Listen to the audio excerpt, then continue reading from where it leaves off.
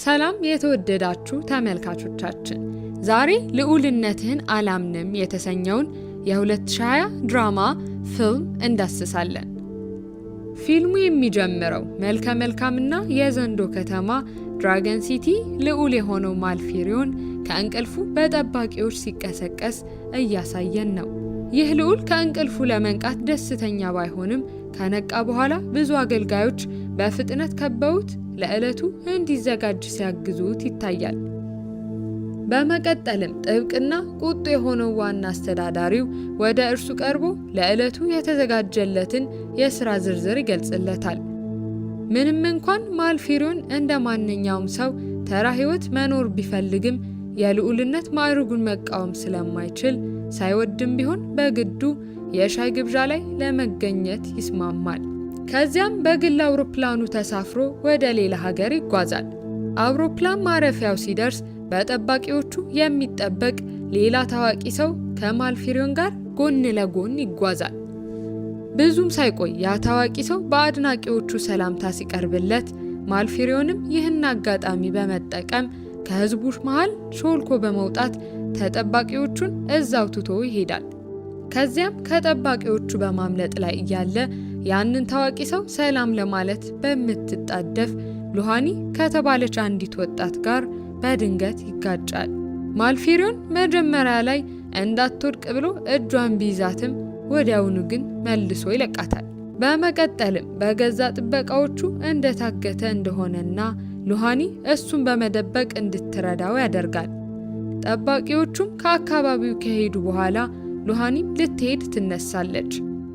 ማልፊሪዮን ግን ከተማዋን እንደማያውቃት እንዲሁም አዲስ መሆኑን በመንገር አብራው እንድትቆይ ይጠይቃታል። ይሁን እንጂ ሉሃኒ በአቅራቢያው ወደሚገኝ ፖሊስ ጣቢያ ሄዶ ቤተሰቦቹን እንዲያገኝ መክራው ወደ ቤቷ ትሄዳለች። ታዋቂውን ሰው ማግኘት ባለመቻሏ ግን በጣም ቅር ተሰኝታለች። በሚገርም ሁኔታ ከአውሮፕላን ማረፊያው እንደወጣች ማልፊሪዮን ከኋላዋ እየተከተላት መሆኑን ስታይ ትደነግጥና ወደ እርሱ ዞር ብላ እንዳይከተላት ትነግረዋለች። እሱ ግን መከተሉን ይቀጥላል። ከትንሽ ቆይታም በኋላ ሉሃኒ ኑድል ለመግዛት ወደ አንድ ግሮሰሪ ስትገባ ልዑሉም ወደዛው ተከትሏት ይገባል። እሱም እንደሷ ኑድል መውሰድ ይጀምራል። ነገር ግን የአካባቢውን ገንዘብ ስላልያዘ ባለሱቁ ምንም ሊሸጥለት ፈቃደኛ አልሆነም። ሉሃኒ ይህን ስትመለከት ለእሱም ምግቡን ትገዛለትና ሁለቱም መብላት ይጀምራሉ። ማልፊሪዮን ከዚህ በፊት እንደዚህ ያሉ ምግቦችን በልቶ ስለማያውቅ ያሉትን የኑድል አይነቶች በሙሉ እየቀማመሰ የሉሃኒን ገንዘብ በሙሉ ይጨርሰዋል። እንዲያውም ሌላ የቀረ ጣዕም ካለ ብሎ ሲጠይቃት ሉሃኒ በቁጣ የለም ብላ ትመልስለታለች። ብዙም ሳይቆይ መምሸት ሲጀምር ሉሃኒ ወደ ቤቷ ለመሄድ አውቶቡስ ላይ ትሳፈራለች።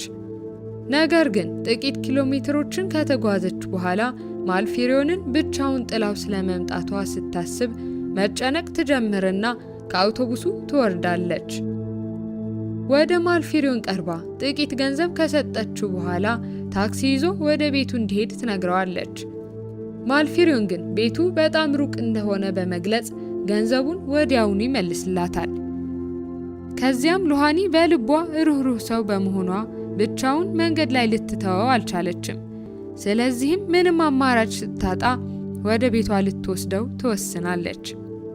በቀጣዩም ትዕይንት ሁለቱ ተደብቀው ወደ ሉሃኒ ቤት ከገቡ በኋላ በቀጥታ ወደ ክፍሏ ያመራሉ።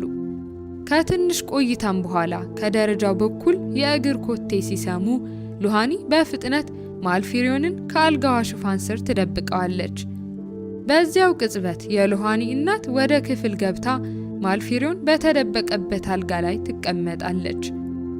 ከትንሽ ንግግር በኋላ ሉሃኒ የሆነ ምክንያት ፈጥራ እናቷን ከክፍሉ እንድትወጣ ታደርጋለች። በዚያው ምሽት ሉሃኒ ማልፊሪዮንን በድብቅ ወደ ላይኛው ፎቅ የእንግዳ ማረፊያ ክፍል እየመራች ስትወስደው በድንገት እግሯ ተንሸራቶ ማልፊሪዮን ላይ ትወድቃለች። ለትንሽ አፍታ በፍቅር ስሜት ውስጥ ይሰምጣሉ። ነገር ግን በፍጥነት ወደ ልቦናቸው ተመልሰው ምንም እንዳልተፈጠረ ለመምሰል ሞከሩ። ይህንንም ሁኔታ ለመቀየር በሚል ማልፊሪዮን አንድ አሻንጉሊት አንስቶ ድምፅ ማሰማት ይጀምራል። ይህ ድርጊቱ ሉሃኒን በጣም አበሳጭቷት ወላጆቿ ካገኙት ከቤት እንደሚያባሩት በመንገር ዝም እንዲል ታስጠነቅቀዋለች። በማግስቱም ትምህርት ቤት እያለች ሉሃኒ ስለ ማልፊሪዮን ማሰቧን ማቆም ስላልቻለች ሽንት ቤት እንደምትጠቀም አስመስላ ወደ ቤቷ ትሄዳለች። ቪዲዮውን እዚህ ድረስ ከተመለከታችሁ ተመችቷችኋል ማለት ነው። ቪዲዮውን ላይክ፣ ቻናሉንም ደግሞ ሰብስክራይብ ማድረግ እንዳይረሳ እንላለን። ወደ ታሪካችን።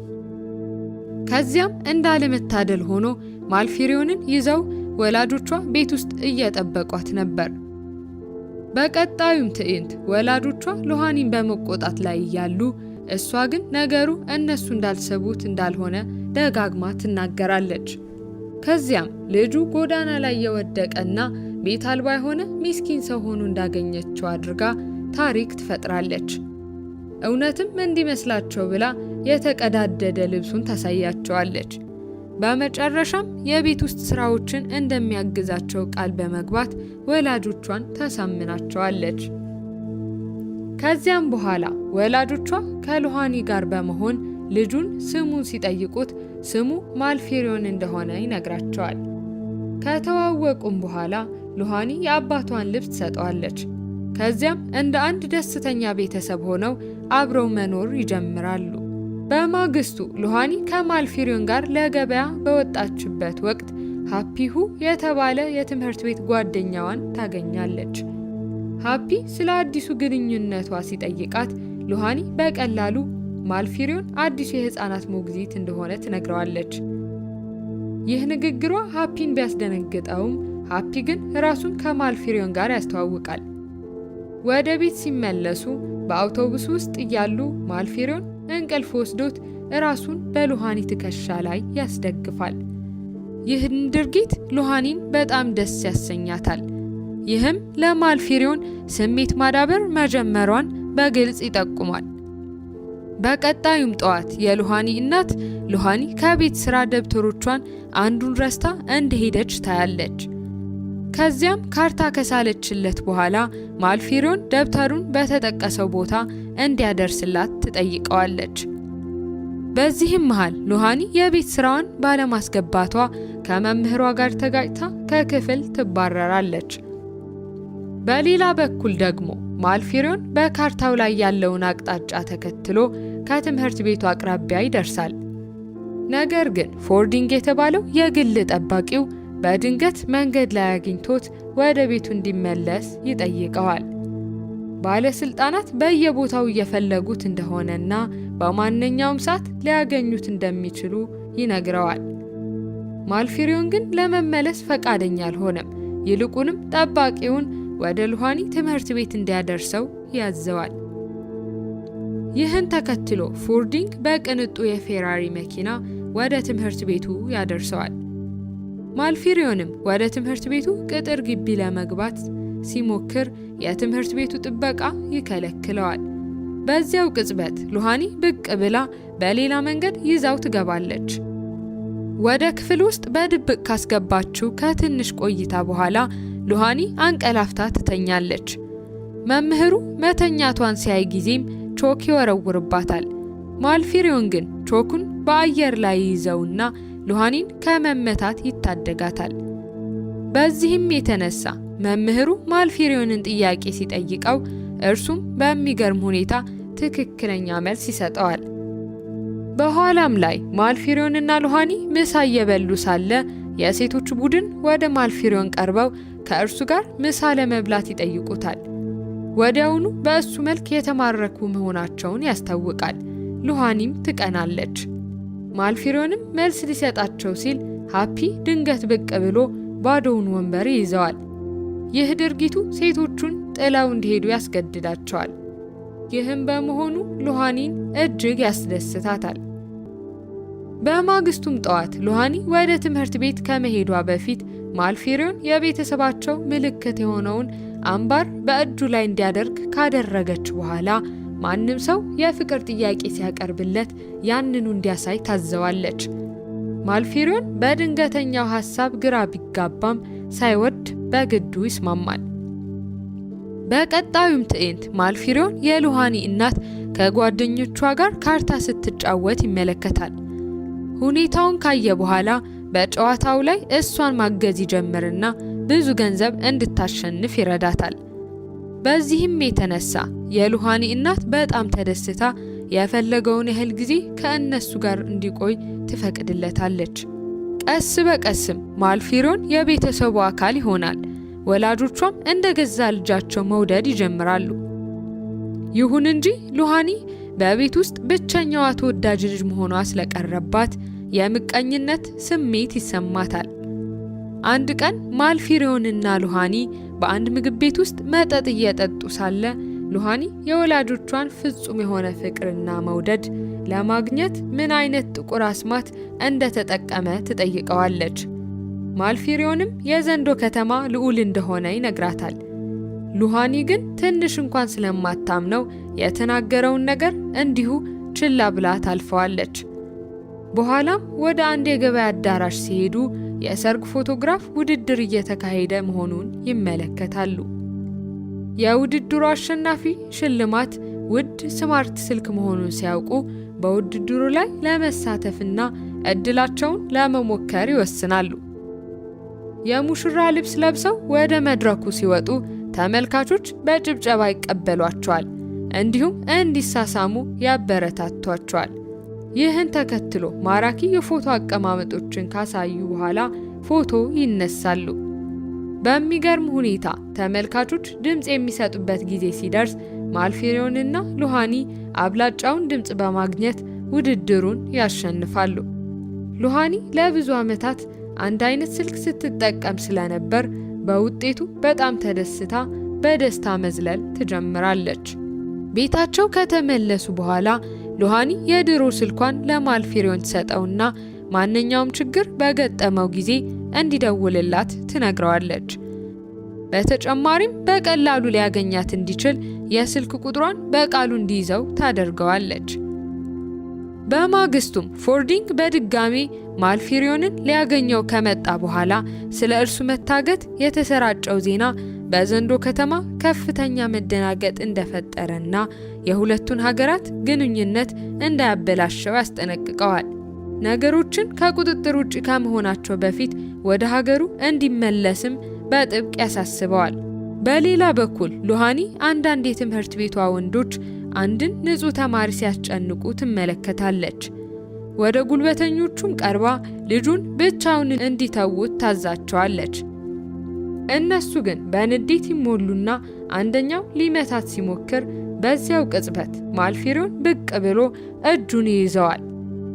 ከዚያም በውጊያ ብቃቱ ተጠቅሞ ጉልበተኞቹን አንድ በአንድ ይደበድባቸዋል። እንዳለመታደል ሆኖ ይህ ሁሉ ክስተት በአንድ ሰው በድብቅ እየተቀረጸ ነበር። ከዚያም በአንድ ትልቅ የሚዲያ ተቋም አማካኝነት በመላው ሀገሪቱ ይተላለፋል። ምሽት ላይ የሉሃኒ ወላጆች ይህንን ዜና ሲመለከቱ በጣም ይደነግጣሉ። ነገሩን ይበልጥ የሚያከብደው ደግሞ የማልፊሪዮን ዋና አስተዳዳሪም ያንኑ ዜና መመልከቱ ነበር። እሱም ጊዜ ሳያባክን ማልፊሪዮንን ለመውሰድ ከጠባቂዎች ጋር በመሆን ወደ ሉሃኒ ቤት ያመራል። በዚህ መሃል የሉሃኒ አባት ወደ ስራ ለመሄድ ሲዘጋጅ ከቤታቸው ውጪ የቆሙትን የቅንጦት መኪኖች ተመልክቶ በፍጥነት ሚስቱን ይጠራታል። የሉሃኒ እናትም በመኪኖቹ ተገርማ ሀብታም ዘመድ እንዳላቸው ጠየቀች። በዚያው ቅጽበት ዋና አስተዳዳሪው በራቸው ላይ ደርሶ ለሁሉም ሰላምታ ይሰጣል። በመቀጠልም ልዑሉን ይጠራዋል። ማልፊሪዮንም አንድም ቃል ሳይተነፍስ አብሯቸው ይሄዳል። ሉሃኒ ከውጭ ሆና ማልፊሪዮን እያለች ብትጣራም እሱ ግን በዝምታ ወደ መኪናው ገብቶ ሁሉም ይሄዳሉ። ልቧ የተሰበረው ሉሃኒም መኪኖቹን ለተወሰነ ጊዜ በእግሯ ልትከተላቸው ብትሞክርም ነገር ግን ብዙም ሳይቆይ ስለደከማት መሬት ላይ ተንበርክካ ትወድቃለች። ከዚያም እንባዋን እያፈሰሰች እንዲመለስ ብትጮህም እሱ ግን ምንም ማድረግ የማይችልበት ሁኔታ ላይ ነበር።